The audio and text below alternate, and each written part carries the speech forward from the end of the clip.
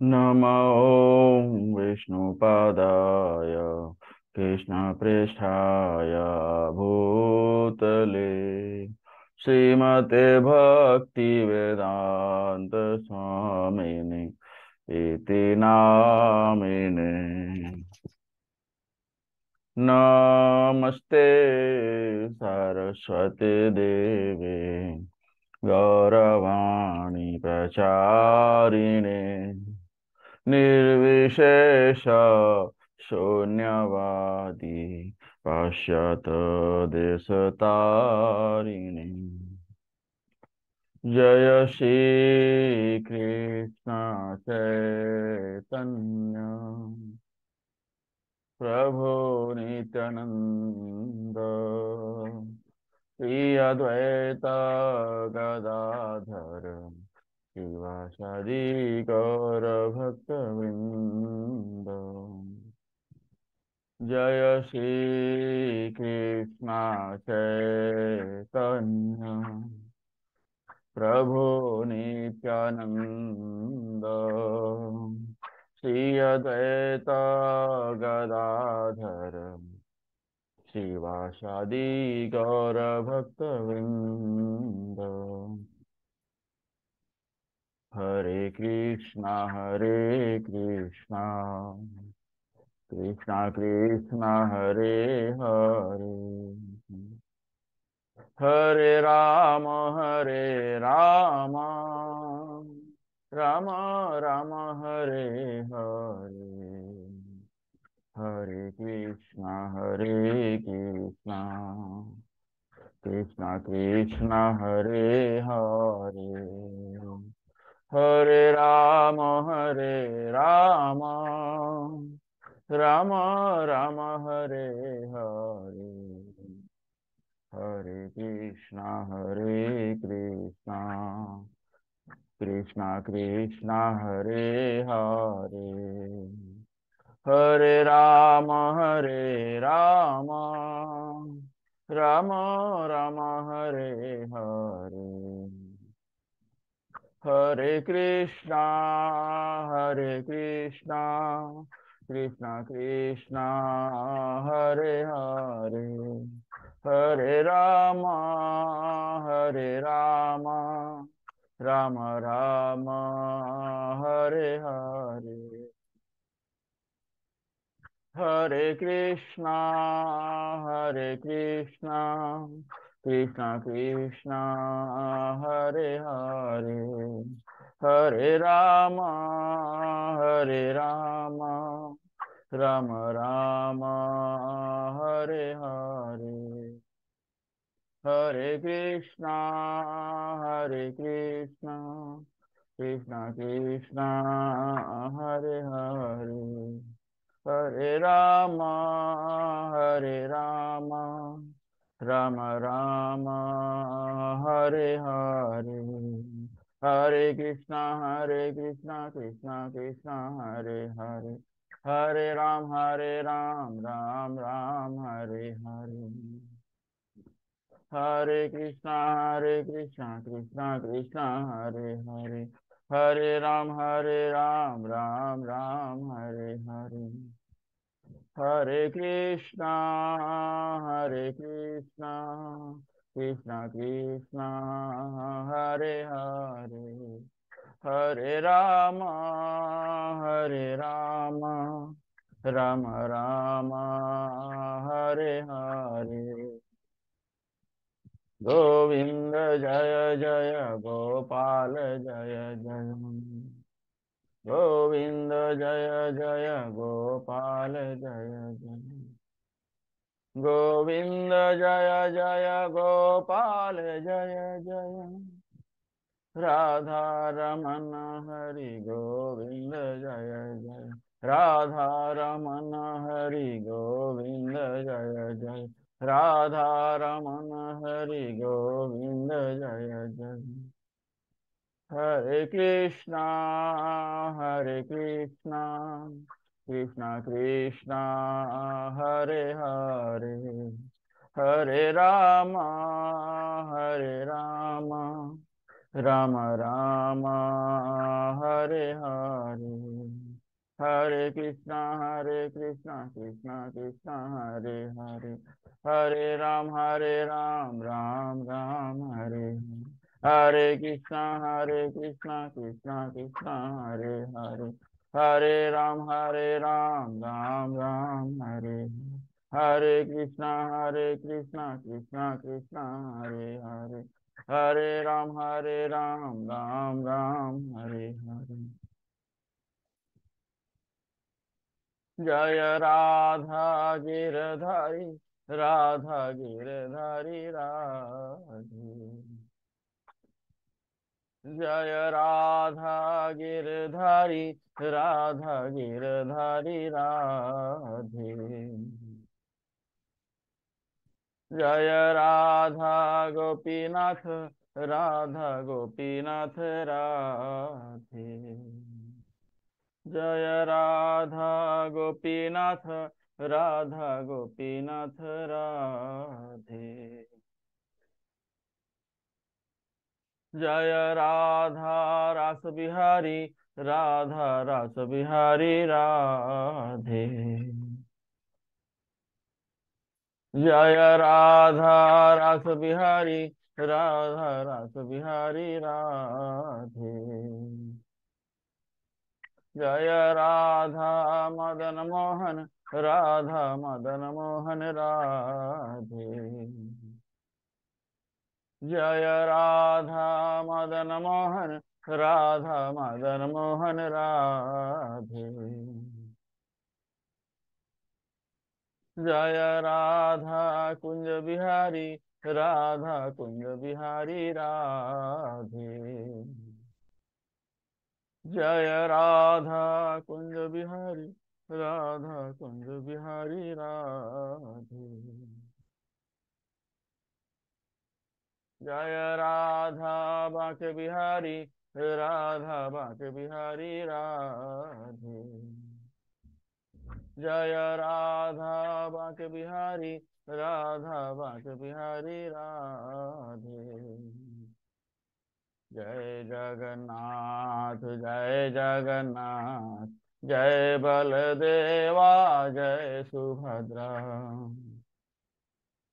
जय जगन्नाथ जय जगन्नाथ, जय बलदेवा जय सुभद्रा, जगन्नाथ स्वामी नयन पथगामी, नयन पथगामी भव तुम, जगन्नाथ स्वामी नयन पथगामी, नयन पथगामी भव तुम, जय जय प्रभुपाद प्रभुपाद प्रभुपाद प्रभुपाद, जय जय गुरुदेव गुरुदेव गुरुदेव गुरुदेव, जय जय गुरुदेव गुरुदेव गुरुदेव गुरुदेव, निताई गौर हरि बोल हरि बोल हरि बोल हरि बोल, निताई गौर हरि बोल हरि बोल हरि बोल हरि बोल।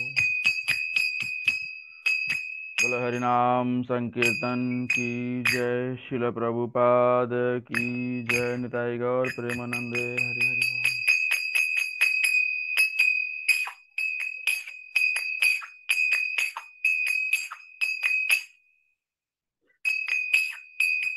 जय राधा माधव कुंज बिहारी, जय राधा माधव कुंज बिहारी, जय गोपी जन वल्लभ गिरिवरधारी, जय गोपी जन वल्लभ गिरिवरधारी, यशोदनंदन ब्रज जन रंजन, यशोदनन्दन व्रज जनरञ्जन यमुनातीरवनचारि यमुनातीरवनचारि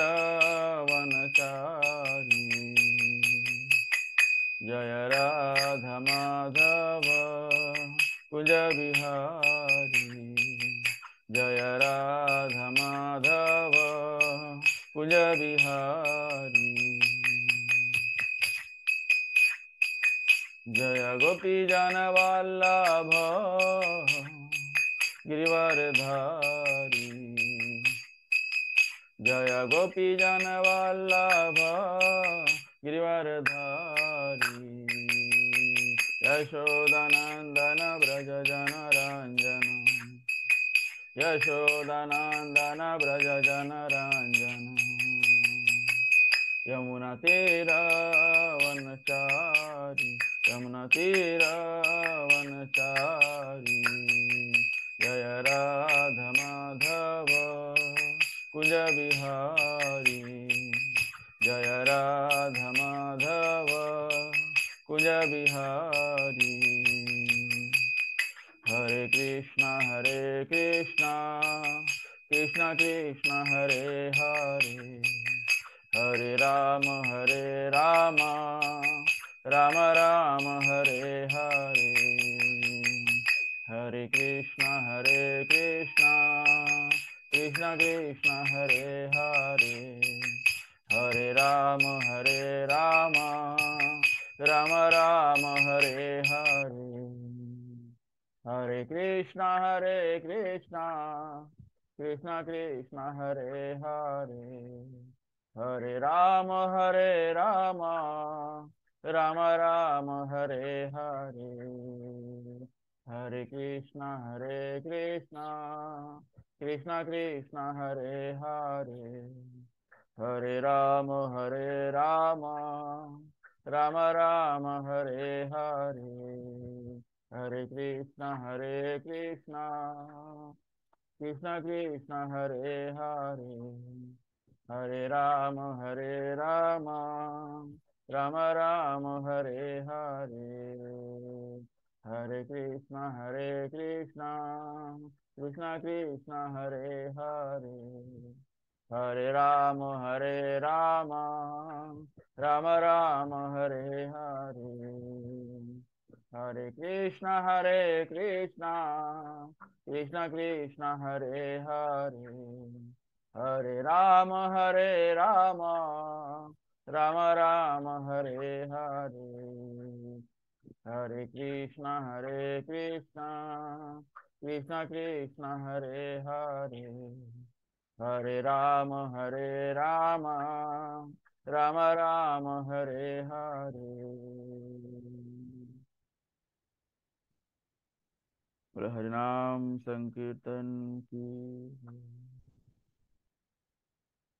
ओम नमो भगवते वासुदेवाय ओम नमो भगवते वासुदेवाय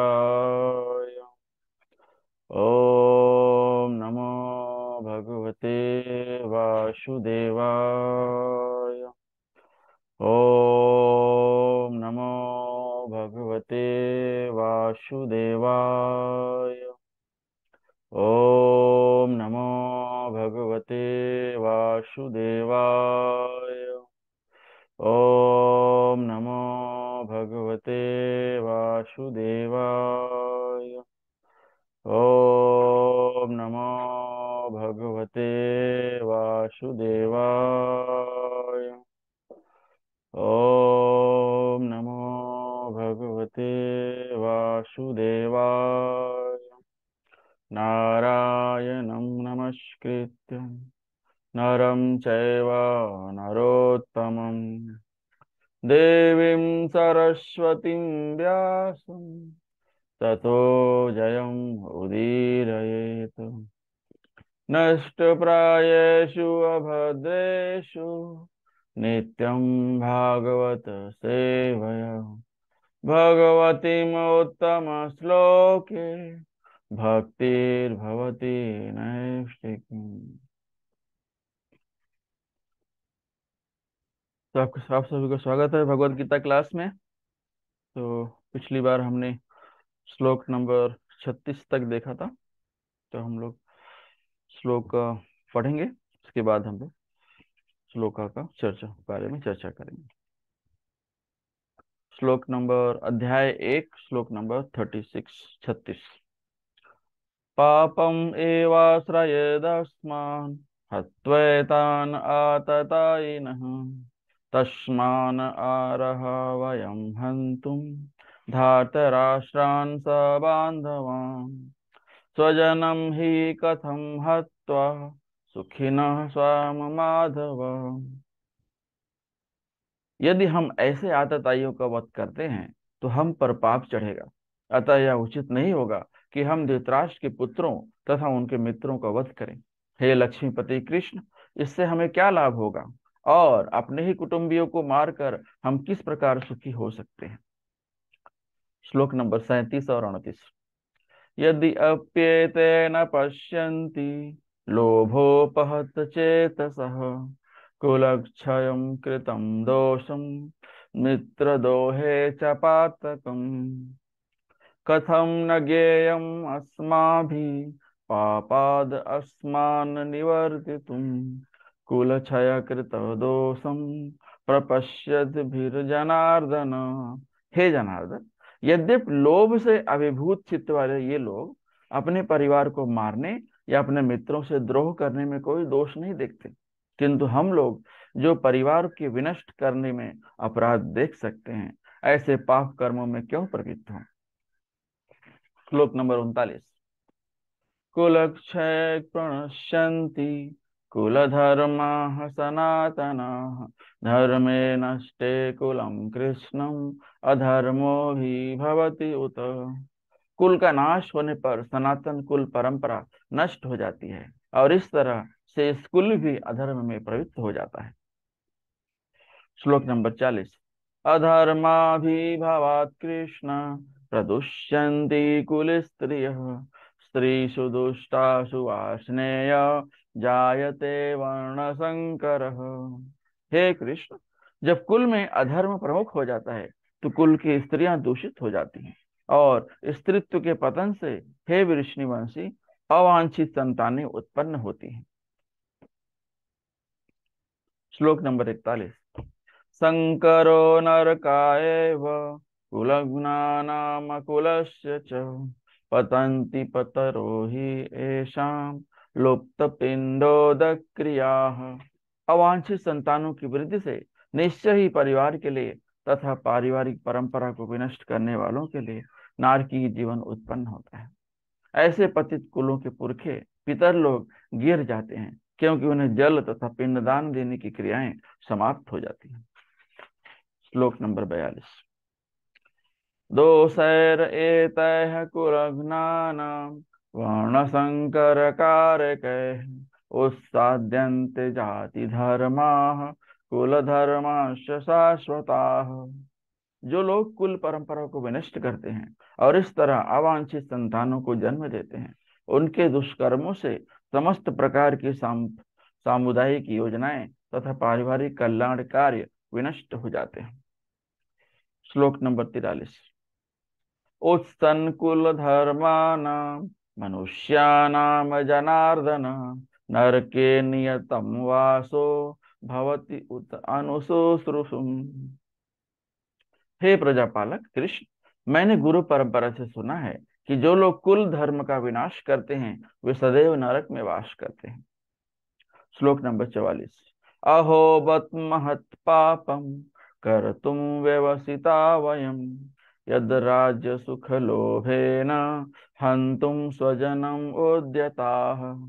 ओह, कितने आश्चर्य की बात है कि हम सब जघन्य पाप काम करने के लिए उद्यत हो रहे हैं।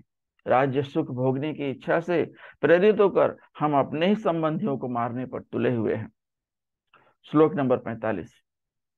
यदि माम प्रतिकारम कारम अशस्त्रम शस्त्रपाणयः धार्तराष्ट्रारणे हन्युस् तन्मे क्षेमतरम भवेत्। यदि शस्त्रधारी धृतराष्ट्र पुत्र मुझ निहत्थे तथा रणभूमि में प्रतिरोध न करने वालों को मारें तो यह मेरे लिए श्रेयस्कर होगा। श्लोक नंबर 46।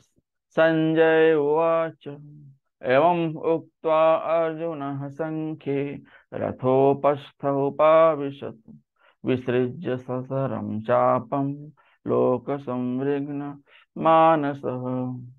संजय ने कहा, युद्ध भूमि में इस प्रकार कहकर अर्जुन ने अपना धनुष तथा बाण एक ओर रख दिया और शोक संतप्त चित्त से रथ के आसन पर बैठ गया। ओम ज्ञानतिमिरान्धस्य ज्ञानाञ्जनशलाकया चक्षुरुन्मीलितं येन तस्मै श्रीगुरुवे नमः। श्रीचैतन्यमनोभीष्टं स्थापितं येन भूतले स्वयं रूपः कदा मह्यं ददाति स्वापदान्तिकं। वन्देऽहं श्रीगुरु श्रीयुतपदकमलं श्रीगुरून् वैष्णवांश। श्रीरूपं सागरजातं सहगना रघुनाथान्वितां तं सजीवं साद्वैतं सावधूतं परिजना सहितं कृष्ण चैतन्य देवं श्रीराधा कृष्ण पादान् सहगना ललिता श्री विशाखान्वितांश्च। हे कृष्णा करुणा सिंधु दीनबंधु जगतपते गोपेश गोपिका कांता राधा कांता नमस्तुते। तप्त कांचन गौरांगी राधे वृंदावनेश्वरी वृषभानुसुते देवी प्रणमामि हरिप्रिये। वाञ्छाकल्पतरुभ्यश्च कृपा सिन्धुभ्य एव च पतितानां पावनेभ्यो वैष्णवेभ्यो नमो नमः। जय श्री कृष्ण चैतन्य प्रभु नित्यानंद श्री अद्वैत गदाधर श्रीवासादि गौर भक्त वृंद। हरे कृष्णा कृष्णा कृष्णा हरे हरे हरे राम राम राम हरे हरे। हरे कृष्णा कृष्णा कृष्णा हरे हरे हरे राम राम राम हरे हरे। हरे कृष्णा कृष्णा कृष्णा हरे हरे हरे राम राम राम हरे हरे। एक बार फिर आप सबका स्वागत है भगवत गीता क्लास में। तो पिछली बार हमने श्लोक नंबर 36 तक चर्चा किया था, तो आज हम श्लोक नंबर 37 से शुरू करेंगे। पहले हम देखेंगे श्लोक नंबर 36 में क्या जो है किस बारे में इसका वर्णन किया गया है। तो श्लोक नंबर 36।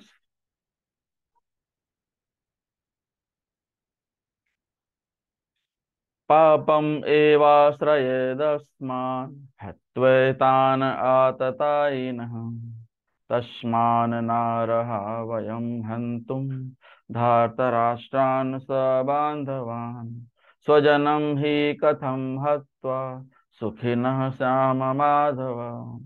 यदि हम ऐसे आतताइयों का वध करते हैं तो हम पर पाप चढ़ेगा। अतः यह उचित नहीं होगा कि हम धृतराष्ट्र के पुत्रों तथा उनके मित्रों का वध करें। हे लक्ष्मीपति कृष्ण, इससे हमें क्या लाभ होगा और अपने ही कुटुंबियों को मारकर हम किस प्रकार सुखी हो सकते हैं। तो जैसा कि हमने देखा था जो है कि 6 प्रकार के आतताई होते हैं, 6 प्रकार के पापी होते हैं जिन्हें हमें तुरंत मार देना चाहिए और उन्हें मारने से कोई भी पाप नहीं चढ़ेगा। तो ये 6 प्रकार के कौन हैं?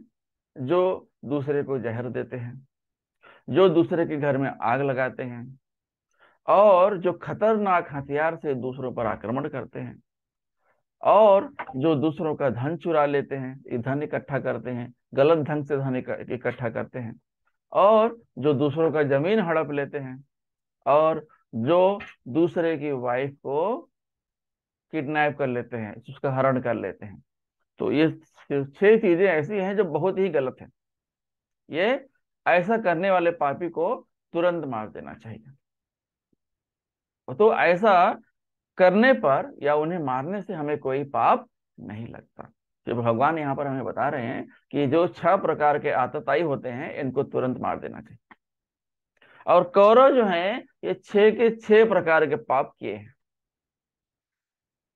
भीम को उन्होंने बेच दिया, लाक्षाद्वीप में आग लगाया, और खतरनाक हथियारों से उन्हें मारने की कोशिश की गई, और अवैध तरीके से धन इकट्ठा करते थे। दुर्योधन जो है पापी तो था ही, तो अवैध तरीके से धन भी इकट्ठा करता था, लोगों से वसूल करता था, मार के डांट के चोरी से कुछ भी करके जो है बहुत सारा धन इकट्ठा करके रखा था। और जो दूसरे की जमीन हड़प लेता है, तो भगवान ने जब प्रस्ताव रखा कि पांडवों को 5 गांव दे दो, वो अपना पांचों भाई अपना राज करेंगे और अपना अकेले रहेंगे, लेकिन वो 5 गांव भी देने के लिए तैयार नहीं हुआ। दुर्योधन इतना पापी स्वभाव का था वो। तो इस तरह से उन्होंने क्या किया। और पांडव हैं कौन, पांडव और कौरव तो भाई भाई हैं। तो भाई का जमीन कभी हड़पना नहीं चाहिए, बहुत बड़ा पाप होता है। और या कोई भी अगर आपने कोई भी चीज अगर आपने किसी से शेयर किया है, तो उसका हड़पना नहीं चाहिए, अपना अपना हिस्सा जो भी है लेना चाहिए। और जो है और उन्होंने एक पाप किया, जो है दूसरे की वाइफ को, दूसरे की पत्नी को हरण करने का कोशिश किया। द्रौपदी का चीर हरण जो है भरी सभा में किया गया, वो सबसे गलत है। तो भगवान ने तो उन पापियों को तभी मार दिया था जब जो है द्रौपदी का चीर हरण हो रहा था और सब लोग शांत बैठे थे। कोई भी उस चीज को, उसके विपरीत में कोई नहीं बोला। दुर्योधन को किसी ने डांटा नहीं, मारा नहीं, कुछ नहीं किया कि तुम ऐसा क्यों कर रहे हो। यहाँ तक कि भीष्म पितामह भी वो सभा में बैठे थे, लेकिन किसी ने कुछ भी नहीं बोला। तो ये जो भी हुआ, ये गलत हुआ।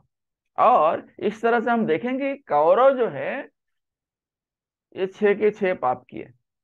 तो भगवान कहते हैं कि उन्हें मारना उचित है। तो ये भगवान जो है अर्जुन को समझाने की कोशिश कर रहे हैं कि देखो, ये सारे जो पाप होते हैं 6 प्रकार के, ऐसा पाप करने वालों को तुरंत मार देना चाहिए, उन्हें क्षमा नहीं करना चाहिए। तो भगवान कह रहे हैं कि और ये पाप, सारे पाप दुर्योधन और उसके परिवार वालों ने किया है, इसलिए वो मरने के अधिकारी हैं। हालांकि भगवान को मालूम है कि इनको तो मैंने पहले ही मार दिया है, अब खाली अर्जुन को निमित्त मात्रम बनना है।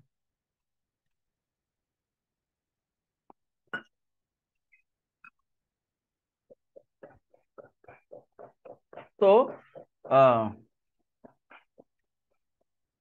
निमित्त मात्र बनकर भगवान को, अर्जुन को जो है भगवान का भगवान जो है अर्जुन के द्वारा ही ये सब कराना चाहते हैं। और भगवान, अर्जुन जो है भगवान का भक्त है, तो भगवान जो है अपने भक्त को इसका श्रेय देना चाहते हैं। इसका क्रेडिट जो है भगवान खुद नहीं लेना चाहते, इसका श्रेय जो है वो, ये क्रेडिट जो है अर्जुन को देना चाहते हैं। इसलिए अर्जुन को बार बार वो बोल रहे हैं कि देखो, ये 6 प्रकार के पाप ये इन्होंने किए हैं, इसलिए इन्हें तुरंत मार देना चाहिए। तो ये हमने देखा श्लोक नंबर 36 में। अब हम देखेंगे श्लोक नंबर 37 और 38।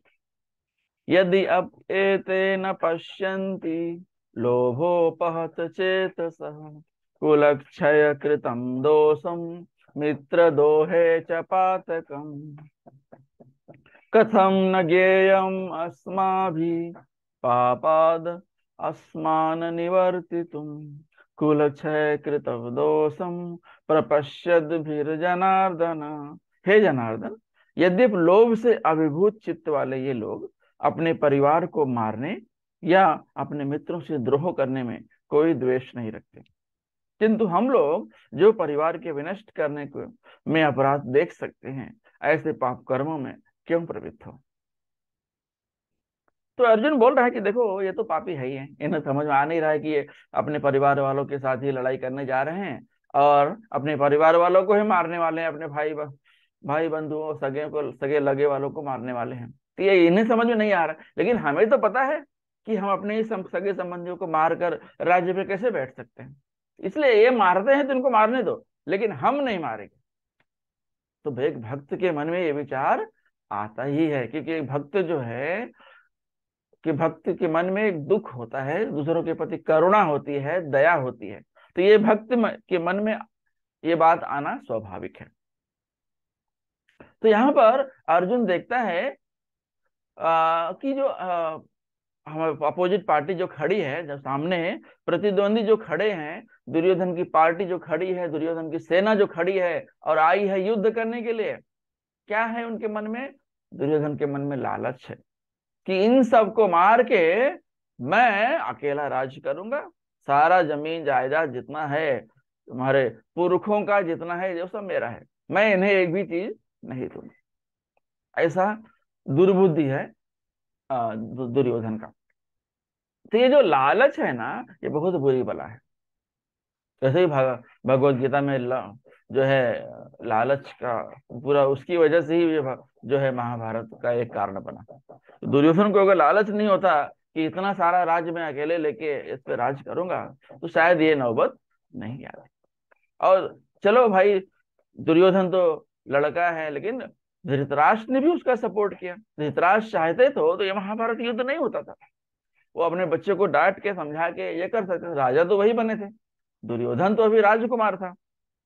तो ये पूरी तरह से धृतराष्ट्र के हाथ में था। धृतराष्ट्र चाहते तो जो है युद्ध, महाभारत युद्ध को रोका जा सकता था, लेकिन धृतराष्ट्र भी जो है पुत्र मोह में पड़ गए थे, अपने ही बेटा को राजा बनाना चाहते थे। तो चलो भाई ठीक है, राजा बना लो, लेकिन अगर भगवान स्वयं शांति दूत बन के आए कि जो है पांडवों को 5 गांव दे दिया जाए, फिर उसके बाद वो कुछ मांगेंगे नहीं, अपना पांचों भाई अपना अपना राज करेंगे वहां। लेकिन जब जो लालच जो है बुरी बला है, लालच इस कदर तक पहुंच चुकी है कि जो है उन्होंने ये दुर्योधन ने ये प्रस्ताव भी ठुकरा दिया। अब भगवान प्रस्ताव लेके खुद आए हैं, जो कि भगवान जो है परम कंट्रोलर हैं, सबके सबको कंट्रोल करते हो, लेकिन दुर्योधन की बुद्धि जो है भ्रष्ट हो चुकी है। और ये भ्रष्ट क्यों हो गई है? लालच के मारा कि ये सब हम कि मैं 5 गांव भी क्यों दूं उनको, बिना कुछ दिए वो जो है पांडवों को भगाना चाहता था और मारना भी चाहता था। कई कई बार तो मारने का ही प्रयास किया, चलो पांडवों को खत्म कर दो, ये होगा कि चलो मर गए तो अब तो सब बाय डिफॉल्ट मेरा ही है। तो ये जो है लालच करवा रहा है। और 38वें श्लोक में अर्जुन बताते हैं, अर्जुन कहते हैं कि जो अगर ये लड़ाई होगी तो क्या होगा? ये सारे के सारे मारे जाएंगे। और उसको जो है इस युद्ध का परिणाम पता है कि क्या होने वाला है, कैसे मैं अपने ही परिजनों को मारकर राज्य का सुख भोगने वाला हूं। तो ये तो संभव नहीं है। तो एक भक्त के मन में ऐसी बात आ गई, मतलब क्या है कि मैं दूसरों को मार के राज क्यों करूं? और ये भगवान जो है समझ रहे हैं, भगवान जो है ये सब समझ रहे हैं, वो इंद्रियों के स्वामी हैं। तो वो सब ये समझ रहे हैं कि अर्जुन के मन में ऐसा बात आ रही है। तो वैसे में तो अर्जुन भक्त है, तो भगवान को जो है भक्त के मन में क्या चल रहा है ये भी पता है। तो ये जो भगवान की ही सब लीला है, क्योंकि भगवत गीता का परंपरा जो है वो खत्म हो चुका है और वो उसका पुनर्स्थापन करना है। तो वो पुनर्स्थापन कैसे करेंगे? वो पुनर्स्थापना अपने भक्त के माध्यम से करना चाहते हैं, और ये भगवत गीता का श्रेय जो है वो अर्जुन को देना चाहते हैं। तो भगवान कितने, देखिए कितने दयावान हैं भगवान, कि जो है कोई भी श्रेय कोई भी क्रेडिट वो खुद नहीं लेना चाहते, ये सब अपने भक्तों को देना चाहते हैं कि मेरे भक्त जो है, मेरे भक्तों को ये श्रेय मिले, तो मेरे भक्तों का नाम होगा, तो उनको देख के और भी लोग भक्त बनेंगे। तो इससे क्या होगा? पृथ्वी का उद्धार होगा, लोगों का उद्धार होगा, मुक्ति मिलेगी, लोग भगवत भक्ति करेंगे, हरे कृष्ण महामंत्र का जाप करेंगे। इसलिए भगवान ने अर्जुन को इस दुविधा में डाल दिया है कि अर्जुन को दुविधा में डाला जाएगा, अर्जुन के मन में करुणा पैदा की जाएगी, तो अर्जुन क्या होगा? कंफ्यूज हो जाएगा, भ्रमित हो जाएगा। और जब भ्रमित हो जाएंगे तो वो नाना प्रकार के सवाल करेगा, नाना प्रकार के क्वेश्चन करेगा। तो यही ये जो भगवत गीता है क्वेश्चन आंसर है, भगवान की द्वारा कही गई बात है। तो भगवान जो कहते हैं वो गीत बन जाता है। और भगवत मतलब होता है भगवान, भगवत मतलब ब्राह्मण भी होता है। तो यहाँ पर भगवत गीता मतलब भगवान के द्वारा कही गई गीत ये है। तो अर्जुन को पता है कि इस युद्ध का क्या परिणाम होने वाला है, इसलिए वो बैकफुट पे चला जाता है, मतलब पीछे हट जाता है कि भाई मुझे युद्ध नहीं करना है, मुझे ये लोग को मार कर राजगद्दी पे बैठने का कोई शौक नहीं है। तो वो ये पाप नहीं करना चाहता, अपने ही परिजनों को मार कर इतना बड़ा पाप वो नहीं करना चाहता। अभी देखिए, अब वो अर्जुन कौन है? अर्जुन क्षत्रिय है। अर्जुन के पास राजपाट होना चाहिए, अर्जुन के पास शासन होना चाहिए। अब उसके लिए तो भाई कुछ जमीन की जरूरत पड़ेगी, कुछ गांव की जरूरत पड़ेगी। अब वो तो दुर्योधन देना नहीं चाहता है। लेकिन यहाँ पर क्या हुआ है कि जो क्षत्रियों का काम है समाज की सुरक्षा करना, समाज में कोई अव्यवस्था ना फैलने पाए, समाज में अधर्म ना फैलने पाए, ये जो है क्षत्रियों का कर्तव्य है, और इस धर्म की रक्षा करना उनका कर्तव्य है। लेकिन जब क्षत्रियों को किसी भी युद्ध में ललकारा जाए, या फिर कोई गेम में, कोई खेल में ललकारा जाए, तो क्षत्रियों का धर्म है कि उन्हें इसका जवाब देना चाहिए। ऐसा नहीं कि नहीं भाई मुझे नहीं लड़ना है, मुझे मारकाट नहीं करनी है, मुझे किसी को हराना नहीं है, मुझे कोई धन दौलत नहीं चाहिए, मुझे कोई राजा नहीं बनना है, तो क्या करना है? मुझे साइड में हट जाके जाके जंगल में जाके भगवत भक्ति करनी है। नहीं, आप क्षत्रिय हो तो आपका धर्म है, तो क्षत्रिय का धर्म होता है, वो धर्म हमें निभाना चाहिए। और अर्जुन यहाँ पर देख रहा है कि जो अगली पार्टी जो खड़ी है, जो सेना खड़ी है सामने, ये सब सब अंधे हैं। उन्हें इसके युद्ध के बुरे परिणाम का कोई खबर नहीं है कि क्या होने वाला है, कहाँ हम किस लिए यहाँ पर आए हैं। हाँ, ये सारा जो है हमारे अंदर लालच भरा है, इसलिए तो हम लड़ने आए हैं। तो अर्जुन ये सब जो है कृष्ण भगवान को कृष्ण भगवान तो खुद ही ऋषिकेश हैं, इंद्रियों के स्वामी हैं, गोविंद है वो, गायों और जीवों इंद्रियों की रक्षा करते हैं। तो उनको तो सब पता है, ये उनकी ही लीला है कि जो भगवत गीता कहने का उन्होंने कहा है, और कहने का प्रयास कर रहे हैं कि अर्जुन तो कैसे भी करके मान जाए, तो ये नाना प्रकार के सवाल करेगा, जो मैं बताऊंगा वो हमेशा हमेशा के लिए अमृत बन जाएगा, और इस प्रकार से भगवत गीता की पुनर्स्थापना होगी। इसलिए अर्जुन जो है इस युद्ध के लिए तैयार नहीं होता। ये सब बातें उसके मन में चल रही है। श्लोक नंबर 39। कुलक्षय प्रणश्यन्ति कुलधर्माः सनातनाः, धर्मे नष्टे कुलं कृष्णम् अधर्मोऽभिभवति उत। कुल का नाश होने पर सनातन कुल परंपरा नष्ट हो जाती है, और इस तरह शेष कुल भी अधर्म में प्रवृत्त हो जाता है।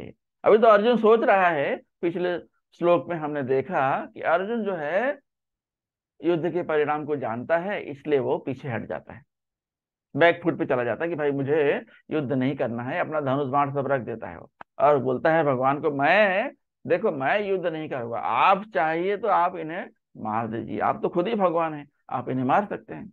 जब आप मार सकते हैं भाई, आप भगवान हैं, आप मारेंगे तो आपको पाप नहीं लगेगा, लेकिन मैं तो मनुष्य हूं, मैं अगर इन सब लोग को मारूंगा तो मुझे पाप लगेगा। अब अर्जुन आगे क्या बोलता है?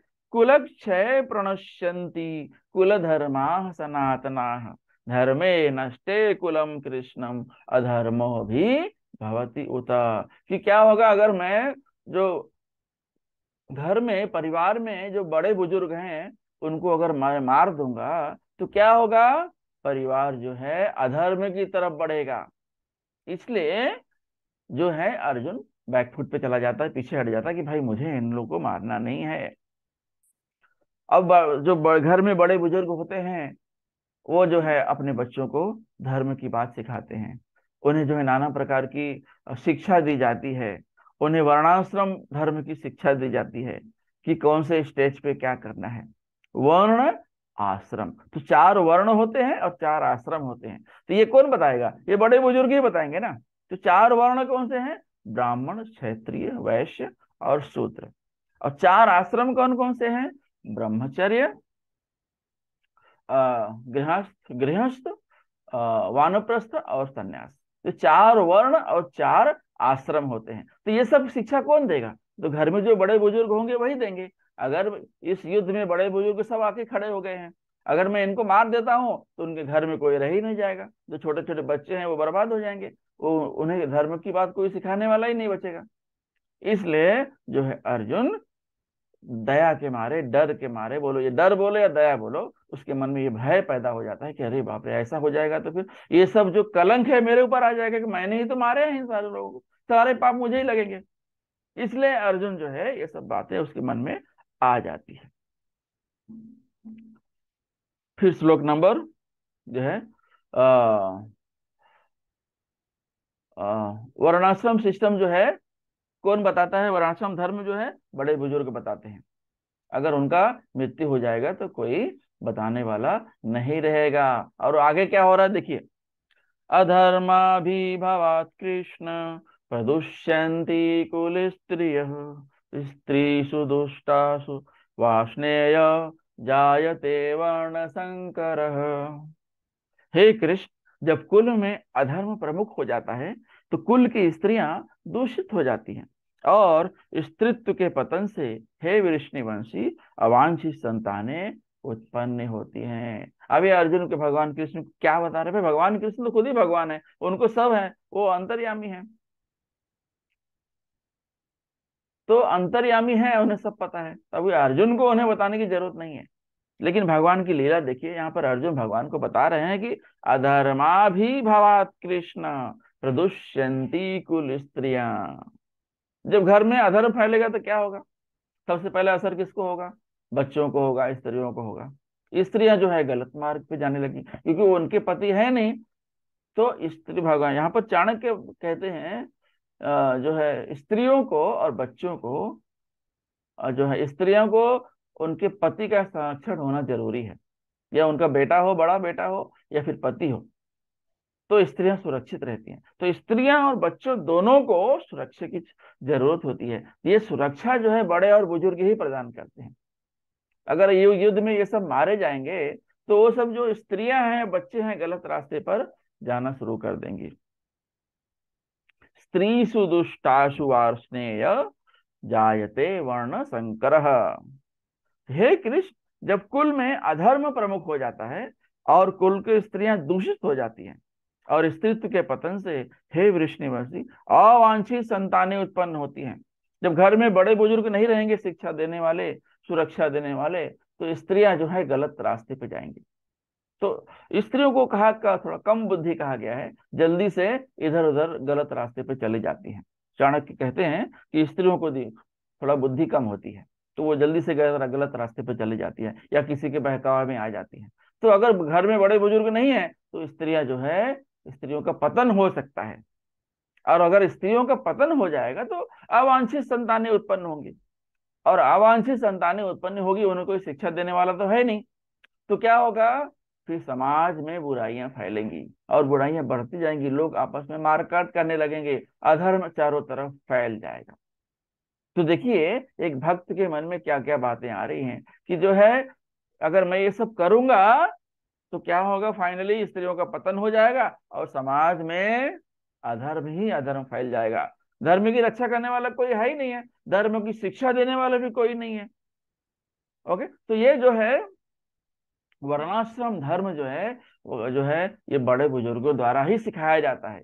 इसलिए बड़े बुजुर्गों का होना आवश्यक है। इसलिए मैं लड़ाई नहीं करूंगा, नहीं तो ये सब मारे जाएंगे और ये सब जो आगे होने वाला है ये सब हो जाएगा।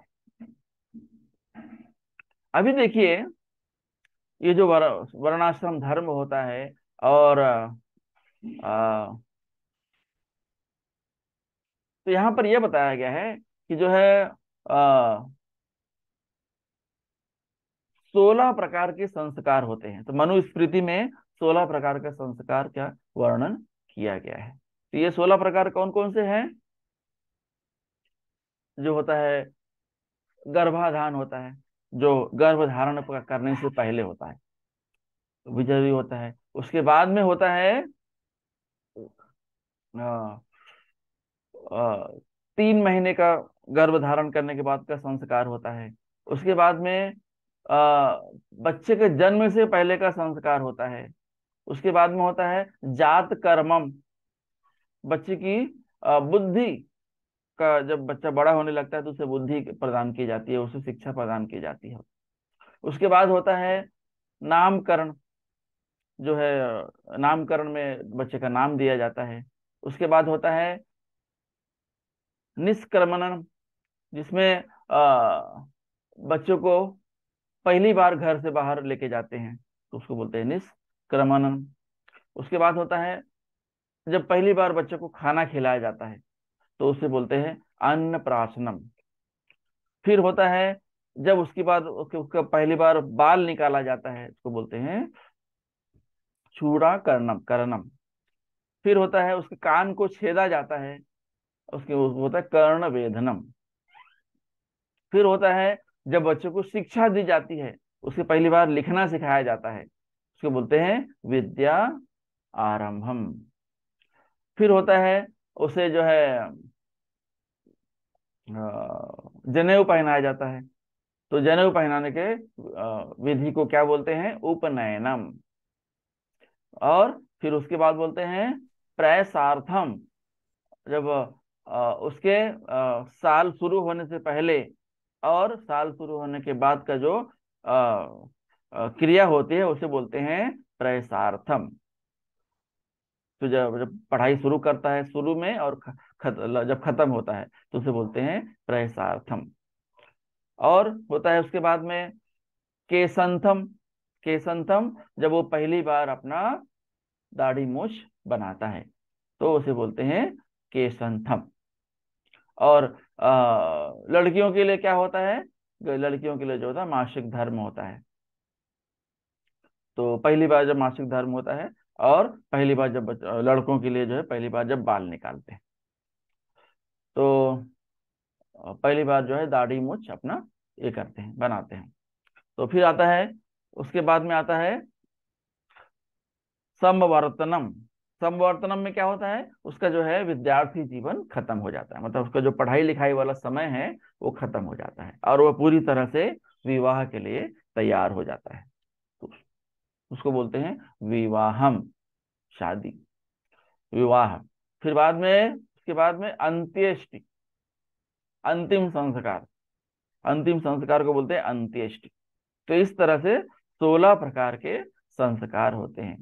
वैसे तो 40 प्रकार के संस्कार होते हैं, लेकिन उसमें से 16 जो है मुख्य है। तो ये 16 संस्कार होते हैं गर्भाधान से लेकर अंत्येष्टि तक।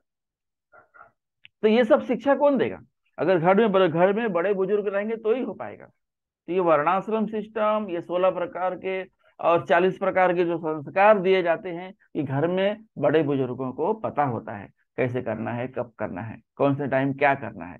तो इसकी शिक्षा परिवार को दी जाती है, ताकि वो बच्चे भी सीखें, और कल को वो जब बड़े हो जाएंगे तो वो भी अपनी फैमिली में वही चीज अप्लाई करेंगे। इस तरह से 40 संस्कार होते हैं, उसमें से 16 मुख्य हैं, गर्भाधान से लेकर अंत्येष्टि तक। फिर आता है वर्ष नंबर 40। तो अर्जुन को पता है कि बड़ों बुजुर्गों के न होने की वजह से वर्णाश्रम जो धर्म है वो पूरी तरह से खत्म हो जाएगा। तो अभी श्लोक नंबर 41। शंकरो नरकायव कुलज्ञानाम कुलस्य च पतन्ति पितरो हि येषां लुप्त पिंडोदक्रियाः।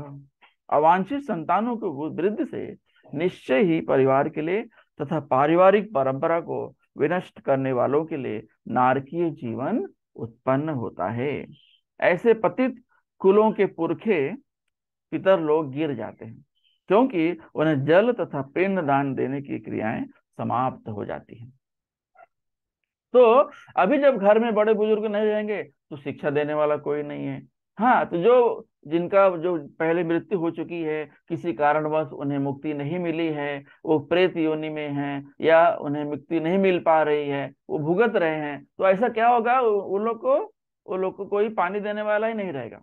जब उन्हें कोई पानी देने वाला नहीं रहेगा, पिंडदान करने वाला नहीं रहेगा, तो उनकी आत्माएं ऐसे भटकती रहेंगी। तो और ये सब जो है घर में, ये सब घर में इसका इंतजाम कौन करेगा। अगर बड़े बुजुर्ग शिक्षा दिए हैं तो घर में जो बच्चे हैं, जो बड़े हैं, वो लोग पिंडदान कर सकते हैं। ये सब घर में बड़े बुजुर्ग का ही काम है।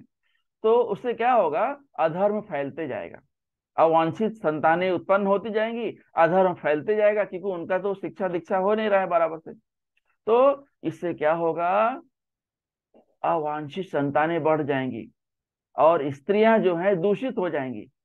स्त्रियों के दूषित होने की वजह से ही अवांछित संतानें उत्पन्न होती हैं। घर में कोई बड़ा बुजुर्ग नहीं है तो ये सब होने वाला है, स्त्रियों का पतन हो जाता है। और इसलिए चाणक्य ने कहा है कि घर में स्त्रियों और बच्चों को सुरक्षा प्रदान करना ये बड़ों का काम है। बच्चों को शिक्षा देना बड़ों का काम है। ठीक। सो ये सब जो है श्लोक नंबर 41 में, शंकरो नरकायव कुलज्ञानामकुलस्य च पतन्ति पितरो हि येषां लुप्त पिंडोदक क्रिया। अवांछित संतानों की वृद्धि से निश्चय ही परिवार के लिए तथा पारिवारिक परंपरा को विनष्ट करने वालों के लिए नारकीय जीवन उत्पन्न होता है। तो अभी इस तरह से अगर युद्ध में बड़े बुजुर्ग मारे जाएंगे तो उनको जो मारने वाला है उसको भी पाप लगेगा। क्यों पाप लगेगा? क्योंकि वो जिनको मार रहा है उनकी वजह से क्या होगा, परिवार का नाश हो रहा है। कैसे नाश हो रहा है? कि वो सारे बड़े बुजुर्ग मारे जाएंगे। युद्ध में जो सेना बनकर आए हैं या फिर जो भी रथ पर खड़े हैं, ये सबका फैमिली है, ये सबका परिवार है। उनके घर में स्त्रियां हैं, उनके घर में छोटे बच्चे हैं। तो अगर ये सब मारे जाएंगे तो उनको संरक्षण देने वाला कोई नहीं बचेगा। तो ऐसे क्या होगा, नारकीय जीवन उत्पन्न होगा। ऐसे पतित कुलों के पुरखे पितर लोग गिर जाते हैं। जो पुरखे होते हैं, जो जिनकी मृत्यु हो चुकी है, किसी कारणवश उन्हें मुक्ति नहीं मिली है, प्रेत योनि में है, तो जो उनको पुरखा कहा जाता है, उन्हें मुक्ति नहीं मिलेगी। क्यों नहीं मुक्ति मिलेगी? कि उनको पिंडदान और जल देने वाला कोई नहीं होगा। तो हमारे हिंदू धर्म में ये व्यवस्था है, ये वर्ण व्यवस्था है कि जो है पुरखों को पिंडदान किया जाता है, जल दिया जाता है, ताकि उन्हें मुक्ति मिल सके। उन्हें जो है भगवान विष्णु को समर्पित किया हुआ महाप्रसाद खिलाया जाता है ताकि उन्हें मुक्ति मिल जाए। तो किसी न किसी पाप की वजह से वो है जो इस योनि में, प्रेत योनि में चले जाते हैं, और अपने आने वाली पीढ़ी से वो अपेक्षा करते हैं कि वो लोग धर्म करेंगे, वो लोग भगवान विष्णु को महाप्रसाद समर्पित करके फिर ये जो है पितरों को जब खिलाएंगे, ये वो खाने से उनको मुक्ति मिल जाती है। तो लेकिन जब घर में बड़े बुजुर्ग नहीं रहेंगे तो कोई शिक्षा देने वाला नहीं रहेगा और पिंडदान की क्रियाएं बंद हो जाएंगी। और इस तरह से क्या होगा, अभी अर्जुन कौन है? अर्जुन कौन है? समझो ये लीडर है, अर्जुन अर्जुन नेता है। तो अगर नेता ही इस बात का ख्याल नहीं करेगा और युद्ध हो रहा है उसमें सारे बड़े बुजुर्गों को मार देगा, उसकी वजह से ये सारी परेशानियां आके समाज में खड़ी हो जाएंगी। हमारा समाज जो है बिगड़ जाएगा। हमारा समाज कैसे बनता है? स्त्रियों और बच्चों से। स्त्रियों की सुरक्षा होनी चाहिए और बच्चों को सुरक्षा प्रदान करते हुए उनकी शिक्षा दीक्षा, वर्णाश्रम धर्म, ये सब सिखाने वाला कोई होना चाहिए। तो ये है श्लोक नंबर 41 में। श्लोक नंबर 42, दोषैर एतैः कुलघ्नानां वर्ण संकर कारकैः उत्साद्यन्ते जाति धर्माः कुल धर्माश्च शाश्वताः। जो लोग परंपरा को विनष्ट करते हैं और इस तरह अवांछित संतानों को जन्म देते हैं, उनके दुष्कर्मों से समस्त प्रकार की सामुदायिक योजनाएं तथा पारिवारिक पारिवारिक कल्याण कार्य विनष्ट हो जाते हैं। अभी देखिए, अब यहाँ पर ये सब कौन कर रहा है? जो लड़ाई कर रहे हैं, जो दूसरों को मार रहे हैं। तो ये पाप उनके ऊपर भी चढ़ेगा। कैसे चढ़ेगा? अभी देखिए, जब घर में सारे लोग मारे जाएंगे तो कोई शिक्षा दीक्षा देने वाला है नहीं, तो ये पाप, और वही समाज में वो भी रहने वाले हैं। तो अगर इन सबको मार को मैं राज करने वाला हूँ, और जब मैं राज गद्दी पे बैठूंगा और मैं देखूंगा कि समाज में तो बड़े बुजुर्ग है ही नहीं है, तो मेरी ही प्रजा सारी सारी खराब हो जाएगी, वो अधर्म पे चलने लगे। तो मैं राजा बन के भी क्या करूंगा? अगर मेरी प्रजा अधर्म पे चल रही है, और उसका जिम्मेदार भी मैं ही हूं, तो ऐसे राज से क्या लाभ है? इससे अच्छा है कि मैं जंगल चला जाऊं, वहां पर जाके भक्ति करूं। ये अर्जुन जो है कृष्ण भगवान को बता रहे हैं। भगवान तो भाई अंतर्यामी है, उन्हें सब पता है आ, और क्या हो रहा है, उन्होंने ही अर्जुन को भ्रमित किया है। क्योंकि ये एक भक्त का स्वभाव ऐसा होता है, एक भक्त के मन में दया करुणा होती ही है। अगर उसके मन में दया करुणा नहीं है तो वो भक्त नहीं है। तो ये अर्जुन का जो पक्ष है वो एकदम स्वाभाविक है। ऐसा नहीं है कि अर्जुन कुछ गलत सोच रहा है, ये भगवान की ही लीला है। भगवान को भगवत गीता बतानी है, भगवान को भगवत गीता की स्थापना पुनः समाज में करनी है। इसलिए भगवान ने अर्जुन को भ्रमित कर दिया है। और अर्जुन जो है एक एक प्रश्न पूछेगा और भगवान उसका उत्तर देंगे, और भगवत गीता फिर से समाज में आ जाएगी। ये भगवान का प्लान है। तो ये है श्लोक नंबर 42। श्लोक नंबर 43। उत्सन्न कुल धर्मानाम मनुष्यानाम जनार्दन, नरके नियतम वासो भवति अनुशुश्रुम। हे प्रजापालक कृष्ण। तो यहाँ पर कृष्ण को प्रजापालक कहा गया है। सबको पालने वाले तो भगवान है। भाई मैं राजा बनूंगा तो दिल्ली का बनूंगा, हस्तिनापुर का बनूंगा, या पंजाब का बनूंगा, एक जगह का बनूंगा। भगवान तो पूरे समस्त प्रजा के पालक हैं, जितने भी राजाओं के राजा हैं वो। तो इसलिए यहाँ पर भगवान को प्रजापालक कहा गया है, सबको पालने वाले भगवान है। मैंने गुरु परंपरा से सुना है कि जो लोग, यहाँ पर अर्जुन अभी कृष्ण को बता रहे हैं कि मैंने गुरु परंपरा से सुना है कि जो लोग कुल धर्म का विनाश करते हैं वे सदैव नरक में जाते हैं। मैं इन सबको मार रहा हूं राजगद्दी पाने के लिए, राजा बनने के लिए।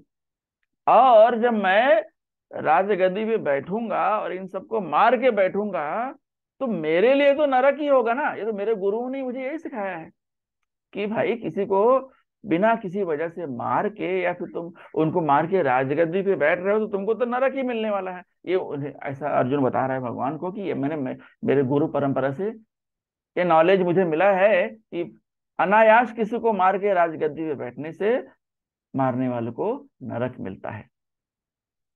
तो हे प्रजापालक कृष्ण, मैंने गुरु परंपरा से सुना है कि जो लोग कुल धर्म का विनाश करते हैं वे सदैव नरक में वास करते हैं। तो आ, ये हो गया श्लोक नंबर 43। श्लोक नंबर 44। अभी देखिए श्लोक नंबर 39 से लेकर 42 तक किस तरह से क्या क्या चीजें बताई गई हैं। एक नंबर श्लोक नंबर 39 में बताया गया कि जो है घर में जो बड़े बुजुर्ग हैं उनको मार दिया जाएगा तो क्या होगा, ये श्लोक नंबर 39 में बताया गया है। तो उससे क्या होगा, जो डायनास्टी है, जो परंपरा है वो खत्म हो जाएगी या फिर वो डिस्टर्ब हो जाएगी। ओके, तो अगर कोई आदमी ध्यान से कोई काम कर रहा है और उसे डिस्टर्ब कर दिया जाए तो क्या होगा, उसका फिर ध्यान नहीं लगेगा और वो काम नहीं कर पाएगा। उसी तरह से ये हमारा समाज भी है। हमारा समाज का भी जो है एकदम ये है। तो घर में बड़े बुजुर्ग जो होते हैं वही शिक्षा देने वाले होते हैं। अगर वो नहीं रहेंगे तो परिवार जो है खत्म हो जाएगा, परिवार अधर्म पे चलने लगेगा। एक परिवार अधर्म पे चलने लगेगा, एक परिवार में 4 बच्चे हैं वो अधर्म पे चलने लगे तो कल को और 4 परिवार हो जाएंगे जो अधर्म पे चलेंगे, उनके 4 होंगे वो भी अधर्म पे चलेंगे। इस तरह से अधर्म ही अधर्म फैल जाएगा। तो मैं राजा बन के क्या करने वाला हूँ।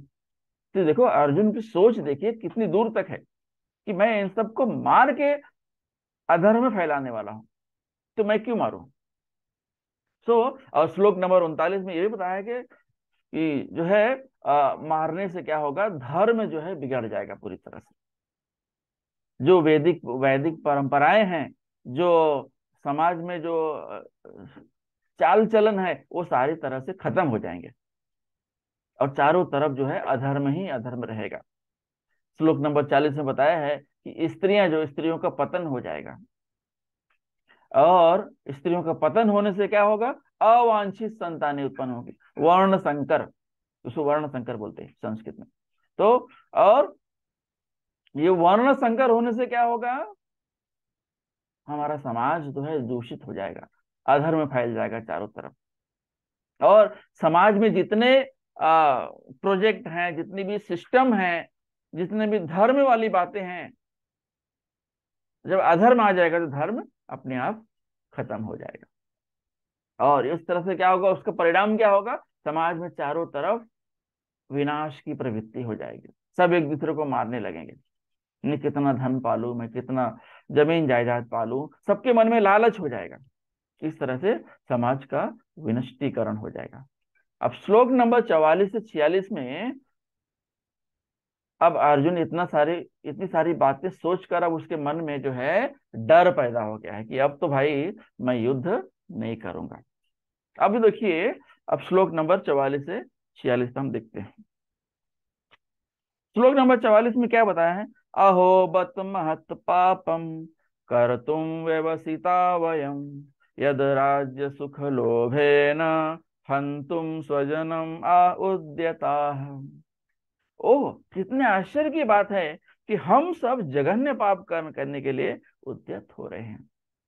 राज्य सुख भोगने की इच्छा से प्रेरित होकर हम अपने ही संबंधियों को मारने पर तुले हैं।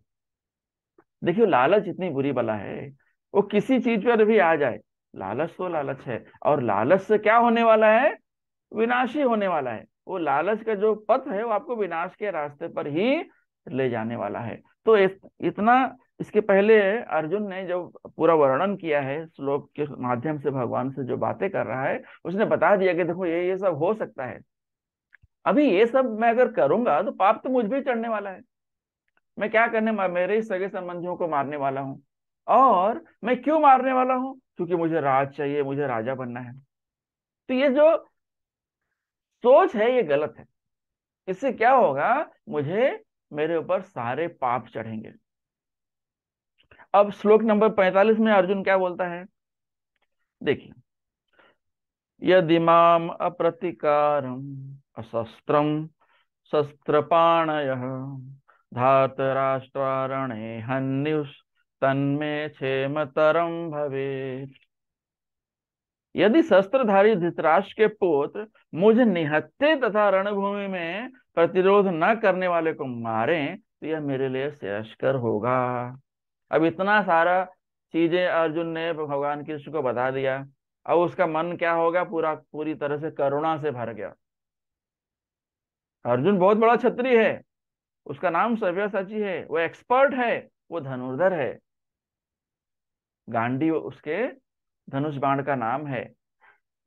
वो चाहे तो सारे शत्रुओं को मार गिरा सकता है झटके में।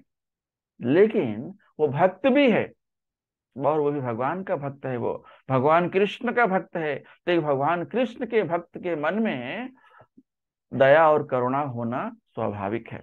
तो अब इतना सब सोचने के बाद वो पूरी तरह से हार गया है, पूरी करुणा से, मतलब उसका मन जो है पूरी तरह से दया से भर गया है। तभी क्या होगा, पूरी तरह से अब उसका मतलब हाथ कांपने लगा है। अब तो मैं कैसे इनके ऊपर धनुष बाण लेके तीर चलाऊंगा मैं, तो उसका हाथ जो है कांप रहा है। अब ये क्या बोलता है, अब मैं तो कांप रहा हूं, मैं तो चला नहीं सकता, इससे अच्छा है कि मेरे जो शत्रु है वही मुझे मार दे, क्योंकि मेरे पास तो शस्त्र है नहीं, मैं शस्त्र रख दे रहा हूं। अब मैं शस्त्र है भी तो क्या, मैं तो कांप रहा हूं, मैं चला ही नहीं सकता। देखिए, एक भक्त के मन में कैसे कैसे बातें आती है, जब क्योंकि उसका मन जो है वो करुणा से भर गया है। अर्जुन बहुत बड़ा क्षत्रिय है, बहुत बड़ा धनुर्धर है, लेकिन वो भगवान का भक्त है, उसके मन में करुणा आ गई है। करुणा किसके लिए आई है, करुणा उसके ही परिवारजनों के लिए आई है। भाई कोई बहुत दूर से तो उसके दुश्मन आए नहीं है, ये भाई भाई में लड़ाई हो रही है, ये घर की लड़ाई है, महाभारत। आज के कलयुग में भी यही हो रहा है, भाई भाई में लड़ाई कर रहे हैं लोग, और वो भी कि जमीन जायदाद। देखिए, जो महाभारत में जो हुआ था वही आज भी हो रहा है। अब कलयुग तो अपनी चरम सीमा की तरफ बढ़ ही रहा है।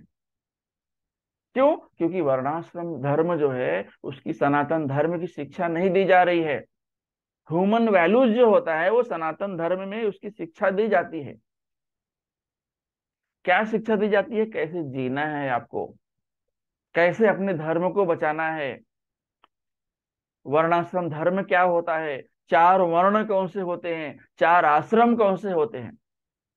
ब्राह्मण, क्षत्रिय, वैश्य, शूद्र, ये जो है चार वर्ण होते हैं। और ब्रह्मचारी, गृहस्थ, वानप्रस्थ, सन्यास, ये चार आश्रम होते हैं।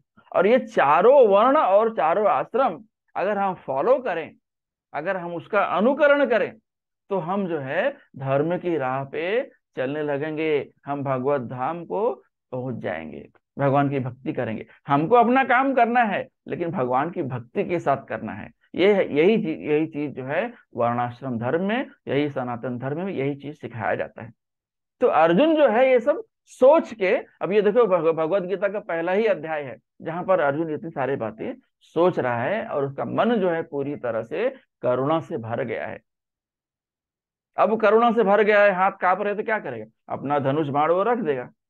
अगले श्लोक में वही बताया गया है। श्लोक नंबर 46। संजय उवाच।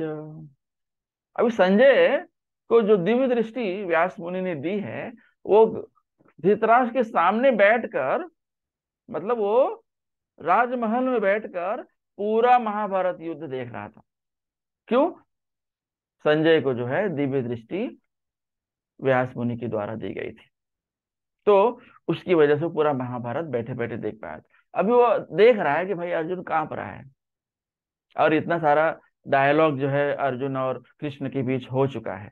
अर्जुन को पूरा सब कुछ पता हो गया है, समझ गया है कि जो है अब इस फैमिली के बड़े बड़े लोगों को मार के मुझे अधर्म की तरफ समाज को नहीं बढ़ाना है। पूरी तरह से कृष्ण को उसने ये सब बता दिया है। तो संजय अब समझ सकता है कि अब तो अर्जुन युद्ध नहीं करने वाला है। अब संजय क्या बोल रहा है यहाँ पर? एवं उक्त्वा अर्जुन सांख्ये रथोपस्थ उपाविशत विसृज्य ससरं चापम शोक संविघ्न मानसः। संजय ने कहा, युद्ध भूमि में इस प्रकार कहकर अर्जुन ने अपना धनुष तथा बाण एक ओर रख दिया, और शोक संतप्त चित्त से रथ के आसन पर बैठ गया। तो उसकी तो हालत खराब है, अब तो धनुष बाण उससे पकड़ा ही नहीं जाएगा। उसने क्या किया?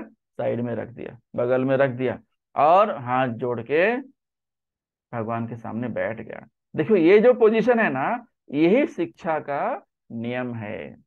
आपको शिक्षा अगर लेनी है तो आपको शिक्षा ऐसे ही आत्मसमर्पण करके ही आप शिक्षा ले सकते हैं।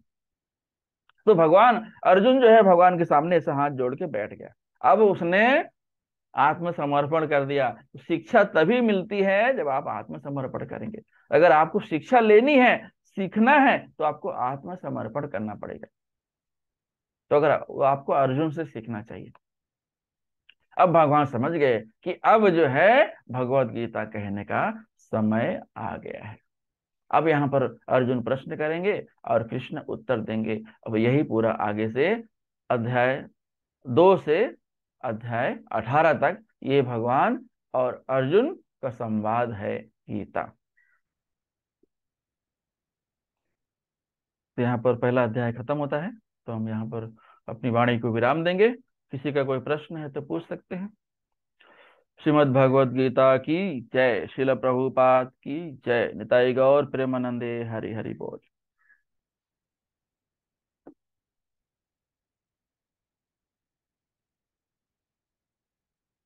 वाञ्छाकल्पतरुभ्यश्च कृपा सिन्धुभ्य एव च पतितानां पावनेभ्यो वैष्णवेभ्यो नमो नमः।